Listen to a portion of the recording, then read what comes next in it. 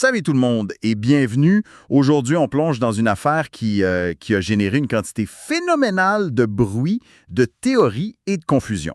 C'est le moins qu'on puisse dire. L'affaire Jeffrey Epstein. On a l'impression que tout le monde en parle, mais que personne dit la même chose. Pour essayer d'y voir un peu plus clair, là, on a une pile de sources devant nous. Oui, La page Wikipédia, très détaillée sur la chronologie, des analyses YouTube comme celle du réseau indépendant Breaking Points, une autre de Radio-Canada Info. et même un résumé du livre Tour sombre qui se penche sur les finances de la Deutsche Bank. Notre objectif aujourd'hui, c'est vraiment de démêler les faits de la fiction. On va essayer de laisser la spéculation de côté pour se concentrer sur ce que ces documents nous apprennent réellement. D'accord. Sur le contenu des dossiers, les liens avec des gens comme Donald Trump et comment les institutions ont géré cette histoire. Alors attaquons le plus gros mythe tout de suite. La fameuse liste Epstein. C'est ça l'idée qui circule partout, non? L'idée d'un document secret avec tous les noms. Exactement. Et c'est la première confusion et la plus importante à éclaircir. Alors c'est quoi en réalité? La source de Radio-Canada Info est excellente là-dessus. Ce qui a été rendu public, ce n'est pas du tout une liste de clients. Non. Non. Ce sont des documents judiciaires qui viennent d'une poursuite en diffamation de 2015, Ah d'accord. celle intentée par Virginia Giuffra contre Ghislaine Maxwell. Donc on parle de paperasse d'avocat, pas d'un registre de clients. Exactement. Des dépositions, des courriels, d'autres preuves.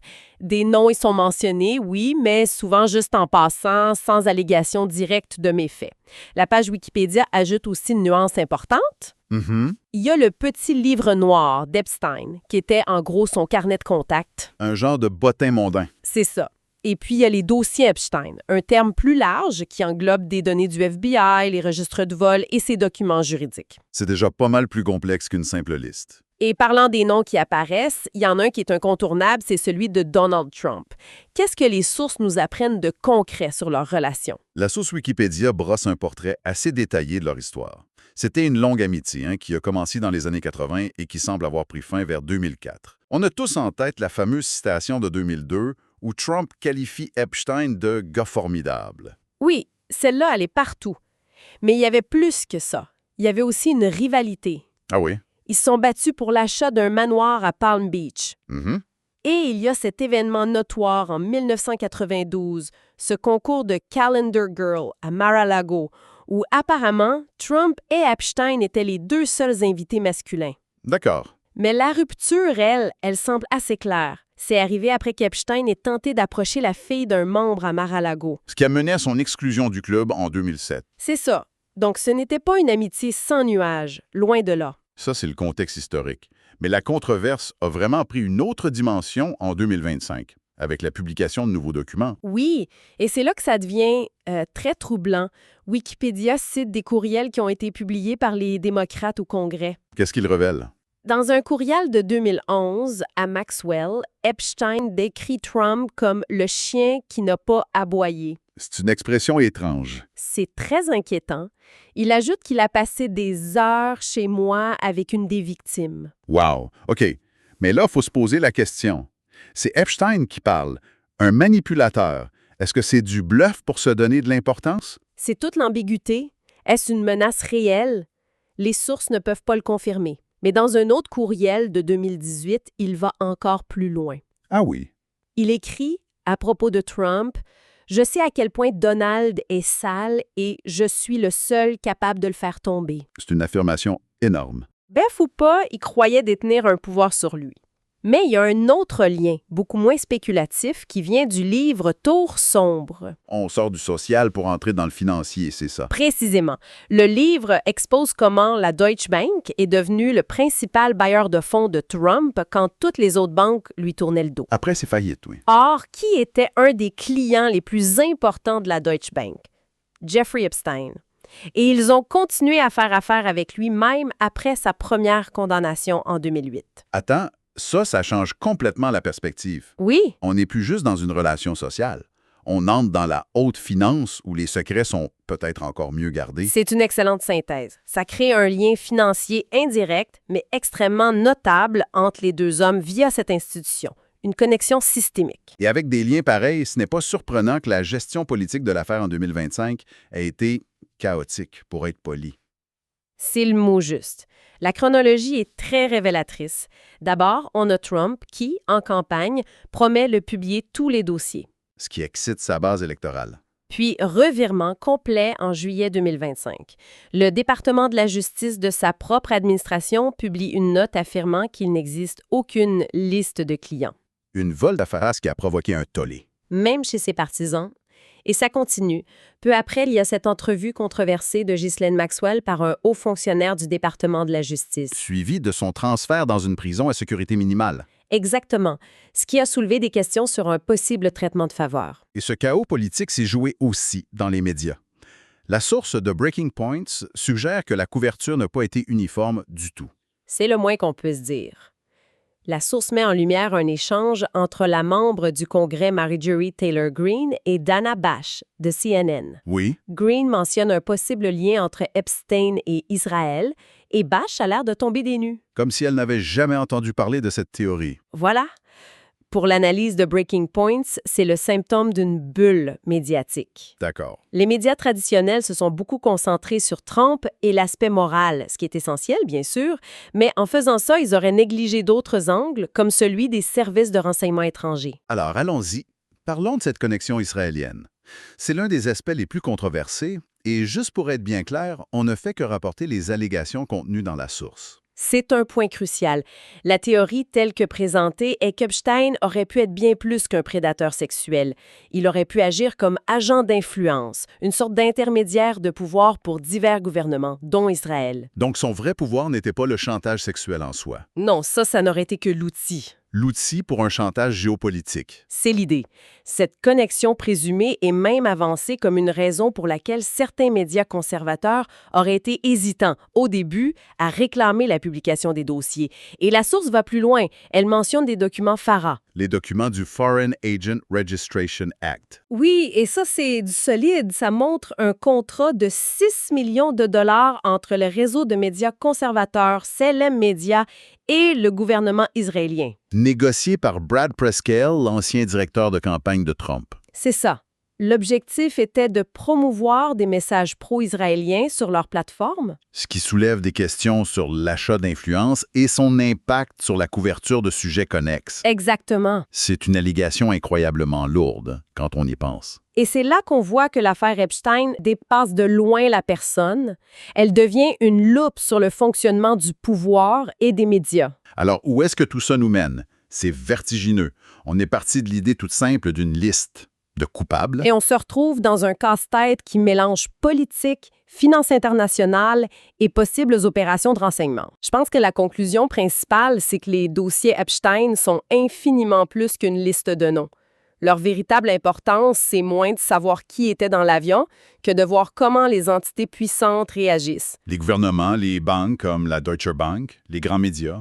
Comment ils manipulent, comment ils ignorent ou comment ils déforment l'information pour servir leurs intérêts. Donc, l'histoire n'est pas tant celle des crimes, mais celle de la potentielle dissimulation et de la bataille pour contrôler le narratif. C'est exactement ça. On pense chercher des coupables individuels et on se retrouve face à un système. Les crimes d'Epstein deviennent la pointe visible d'un immense iceberg de pouvoir. Les sources qu'on a analysées le montrent bien. L'information devient une arme. Ça laisse une question en suspens. Une question assez dérangeante, en fait. Au-delà des noms déjà connus, quelles autres connexions sont si explosives qu'elles semblent forcer les acteurs de tous les bords politiques qui se détestent normalement, soit à exiger une transparence totale, soit, parfois, à s'unir dans un silence assourdissant pour s'assurer que certains secrets restent bien enfouis? Des fois, il suffit d'un seul échange à la télé pour révéler une fracture vraiment profonde, pas juste entre des partis politiques, mais en deux univers d'information qui ont l'air de pas du tout se parler. C'est exactement ce qui s'est passé dans une entrevue qui a mis en lumière une histoire que beaucoup de grands médias semblent carrément ignorer. Alors on va plonger là-dedans ensemble. Bon, tout part de là, de cette question posée par Dana Bash de CNN à la représentante Marjorie Taylor Greene. Le ton est tendu, on sent que l'animatrice est quasi incrédule face à ce que Greene insinue. C'est vraiment l'étincelle qui a tout déclenché. Cet échange, c'est pas juste une question-réponse. Non, c'est un véritable affrontement qui expose un conflit sur ce qu'on considérait ou pas comme une nouvelle digne d'être rapportée. Pour la plupart des gens qui regardaient CNN, la question de Green a dû sembler sortir de nulle part comme une théorie du complot, et la réaction de l'animatrice Dana Bash le montre bien. C'est un mélange de choc et de confusion. C'est comme si on parlait de deux planètes différentes. Et c'est là qu'on voit que ça connecte pas du tout. D'un côté, on a Dana Bash qui voit ça comme une destination choquante, conspirationniste. De l'autre, Marjorie Taylor Greene qui dit très calmement que sa question est basée sur des reportages déjà publiés, accessibles à tout le monde. On a vraiment deux réalités qui s'affrontent en direct. Ça nous amène à la question. Si Green se base sur des faits qui ont été rapportés, comment ça se fait qu'une journaliste d'expérience de CNN ait l'air de tomber des nues? C'est quoi au juste ces rapportages-là? On arrive maintenant au cœur du sujet, ces fameux reportages qui semblent exister dans une sphère médiatique parallèle à celle des grands médias. La source de tout ça, eh bien, ce sont des enquêtes menées par deux journalistes, Ryan Grim et Mortaza Hussain. C'est leur travail qui a mis en lumière des liens très spécifiques et documentés entre Jeffrey Epstein et des personnalités israéliennes de premier plan. OK. Alors, décortiquons ce que ces reportages avancent. On parle de transactions d'affaires entre Epstein et l'ancien premier ministre israélien Ehud Barak. Mais ça va plus loin. On parle aussi de transactions qui auraient impliqué le gouvernement israélien lui-même, puis de liens potentiels avec les services de renseignement du pays. Et le point culminant, c'est cette théorie comme quoi Epstein n'était pas juste un financier, mais qu'il agissait carrément comme agent pour le compte d'Israël. Cette citation, elle est assez percutante. Elle dit que ce qui était avant considéré comme une simple théorie du Mossad est maintenant, selon la source, essentiellement confirmé par des preuves. On parle d'accords de sécurité avec des présidents étrangers, de technologies militaires. Le point important ici, c'est vraiment le passage de la spéculation à ce qui est présenté comme un fait établi. Tout ça, ça nous amène à une analyse un peu plus large. Comment est-ce possible que des informations aussi explosives semblent être cantonnées à un seul coin de l'univers des médias? L'argument principal qui est avancé, c'est que cet incident à CNN révèle l'existence d'une bulle d'information. D'un côté, les médias grand public qui ont l'air de tout ignorer de cette histoire, de l'autre, les médias indépendants où non seulement on en parle, mais on considère que c'est une histoire cruciale. Le fossé est immense, c'est clair. D'un côté, les grands médias qualifient ça de conspiration de bas étage, de sordité antisémite ou de conspiration louche. De l'autre, les reportages indépendants disent que tout est basé sur des courriels et des documents, que c'est une piste d'enquête légitime et que les preuves sont directes. Les mêmes faits, mais deux mondes complètement différents. Alors, la question reste entière. Est-ce que des journalistes comme Dana Bash ne sont tout simplement pas au courant de ce travail d'enquête? Ou est-ce que c'est un choix éditorial, un choix délibéré de ne pas en parler, peut-être parce que le sujet est jugé trop sensible? Bon, maintenant, on pense à un autre élément qui est soulevé dans la source. Ça concerne une influence étrangère présumée, mais cette fois-ci dans les médias conservateurs. 6 millions de dollars. Ce chiffre est au cœur de l'histoire. Il vient d'un document public, un dépôt fait en vertu de la loi FARA. En gros, c'est une loi américaine qui oblige les gens qui représentent des intérêts étrangers de manière politique à déclarer leurs relations, leur argent et leurs activités. Ce dépôt FARA, il détaille une entente financière. Le déclarant, c'est Brad Parscale, qui était le directeur de campagne de Donald Trump. Le client, c'est le gouvernement israélien.